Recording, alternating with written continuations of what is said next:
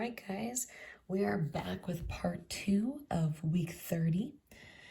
We are looking at the metric system. And the metric system, it uses a little bit of a different setup. In my opinion, it's a little bit more efficient, but we're here in America, so we use the English system. All right, first and foremost, the basic unit. That is simply one of whatever you're measuring. For example, what usually we will measure is grams, meters, or liters. Grams is like the weight of something solid usually. Meters is like the length or the distance of something. And liters is usually a liquid. So kind of different ways of measuring 3 different things. But this system works well for all of them. So for example, if we had 10 of these grams, meters, or liters, we would say that this is a decagram, a decaliter, a decameter. And it's usually dA is its representation. And it's 10 of whatever you have. Up from there is Hecka or hecto. I actually can't remember. I'll have to look it up. Okay. We'll say hecagrams or hectometers or liters. And this is when you have 100 of those. So 10 is deca, 100 is hecta, and that's usually shown as H. Finally, and this one is the most common that people look at, is kilo. And kilo is 1,000 of those grams, meters, or liters. And it's represented by a K. Now that's when you have this guy and you get more of them together to make bigger groups. But what if you really need smaller amounts, because maybe you're doing a science project, or maybe you have to measure something very small. You don't want to use 10 meters for that. You don't want to use, 100 liters for a very small experiment. You want to use something smaller. Down here the first one is deci. A decigram or a deciliter or a decimeter is when you take 1/10 of that amount. So if you have like a whole meter, you just want 1/10 of it in order to measure something small. This is usually represented by a D, just a singular D. Then down from that, we have centi. We need to use even smaller stuff. Centi is 1/100th. So whatever you have, a gram, a liter, a meter, you take just 1/100th of it. And that's all you need. It's represented by C. And finally, milli. A milliliter is 1/1000th. This is like if you need to look at something under a microscope.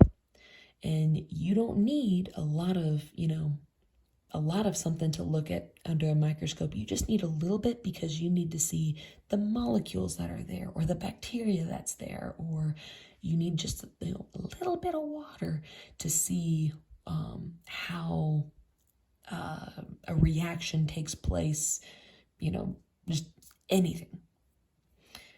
And you guessed it, it's M. Milli's represented by M. Now here's the cool part. No matter where you are in this, if you have centimeters, but you need to know how many regular meters that is, what we can easily do is we'll take this number and we will move the decimal place forward 2 times to get to the basic unit.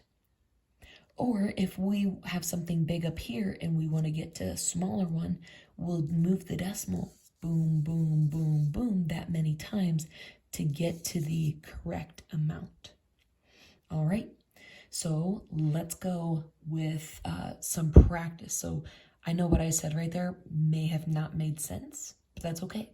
I'm going to walk you through these guys and hopefully it'll give you a better idea, okay? So right here, hopefully I can keep everything in the picture. I have 1,000 milligrams. Now notice this M, this is actually milli right here. And the G is the grams, okay? So I'm saying I have 1,000 milligrams here, very, very small amount. I want to know how many whole grams I have with this 1,000 milligrams. So I'm starting here at milli, but I want to go all the way to just grams, the basic unit. So from milli, I'm going to go to the left 1, 2, 3 to get back here. Now, what does that mean for this number? It means if you look where the decimal is always at the back of a whole number, right there.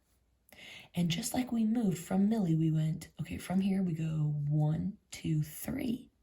So will we move this decimal? 1, 2, 3. So now the decimal is behind the 1. So you can say 1.0, or you can just say 1 gram. 1,000 milligrams is 1 whole gram. Crazy. Let's come down here. I have 160 centimeters, but I want this amount in millimeters. How many millimeters are there if there's 160 centimeters? So let's start at centimeters. I'm here at centimeters. I want to go to millimeters. So I'm going to move my decimal once to the right. So let's do that. The decimal is back here and it moves once to the right. Now there's no number there and that's okay. You can put a number there, a 0. So this is actually 1,600 millimeters. 160 centimeters is actually 1,600 millimeters. All right, let's go to from grams to kilograms. So I have 109 grams and I want to know how many kilograms it will make. So let's go up here. We're starting at grams, which is the basic unit, and I want to go to kilograms. So I'm going to jump all the way up there. I'm going to jump 1, 2, 3 times, and that was to the left. So I'm going to do that same over here with my decimal. I'm going to go 1, 2, 3 times to the left. Now my decimal is in front of the 1. So I could say 0.109 or 109 kilograms. 109 grams makes just over 1/10 of a kilogram. That's crazy. All right. What about liters to milliliters? If I have 1 liter, how many milliliters do I actually have? So I start here at liters and I go 1, 2, 3 to the right. So my decimal will do the same. Oh, your decimal is always either after the whole number or some problems have the decimal in there already. So if you don't see the decimal, just make sure it's at the end of the whole number. All right, so we moved it from here 1, 2, 3 times to milli. So we're going to move it 1, 2, 3 times and fill in those circles. How many milliliters? 1,000 milliliters. All right, 14 kilometers. That's a lot. I want to know how many meters are there. So let's go to kilometers. There we go. I'm going to move my decimal 1, 2, 3 times to get to the basic unit, which is M, meters. Sorry about that. So I'll take my decimal and I'm going to move it to the right 3 times. 1, 2, 3. So this means 14 kilometers is 14,000 meters. And then last, just in the teaching section, then we'll go to our individual practice, 250 meters is how many kilometers? Let's see here, meters. How many places do you jump? 1, 2, 3 to get to kilometers. And that's going to the left. So here's my decimal at the end of the number. 1, 2, 3. So that's 0.25. You can put the other 0 there, but it doesn't matter. 0.25 kilometers. So this amount of meters was only a quarter of a kilometer. All right. Down below, I want you to pause the video and conquer these. Please use the stair step above. And when you're done, play the video and we'll compare our answers. All right, welcome back. Here we go. For 4,000 centigrams. So here we go. We wanted decagrams. How many bounces was that to the left? 1, 2, 3. So your decimal place moves over 3 times. 1, 2, 3. And your answer should have been 4 decagrams. Centigrams to milligrams. That's 1 bounce to the right. So the decimal moves once to the right. 79 milligrams. Centigrams to decagrams, that's kind of like what we did up there. It's once again 1, 2, 3 jumps to the left. That would have been 6 decagrams, just showing that right here. 1, 2, 3. Decigrams to decagrams. How many jumps is that? That's 1, 2. And that's to the left. So the decimal is going to move 1, 2 to the left. That's 5.6 decagrams. Grams to milligrams. So starting at the basic unit, 1, 2, 3 to milligrams. So 1, 2, 3. That would be 2,000 milligrams. Decagrams to centigrams. Oh, I'm sorry, decigrams to centigrams. So deci to centi, that's 1 jump to the right, 1 jump to the right. So that'd be 69 centigrams. 5.1 hecagrams to decigrams. So you start at hecta up here and go 1, 2, 3 to deci. So this decimal is going to move 1, 2, 3.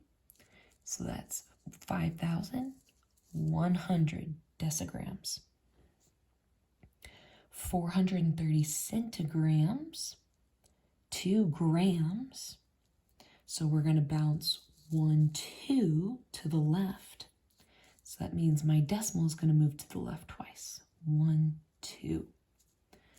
4.3 grams. 390 centigrams. So going to grams, so just the same as problem 8. So it's going to move twice. 1, 2 to the left, and that's 3.9. And lastly, 5 hectograms to grams. So hecta, 1, 2 to the right. So the decimal's in the back, 1, 2. So that's 500 grams. All right, guys, if you have any questions, please message me. Otherwise, I will see you on Tuesday.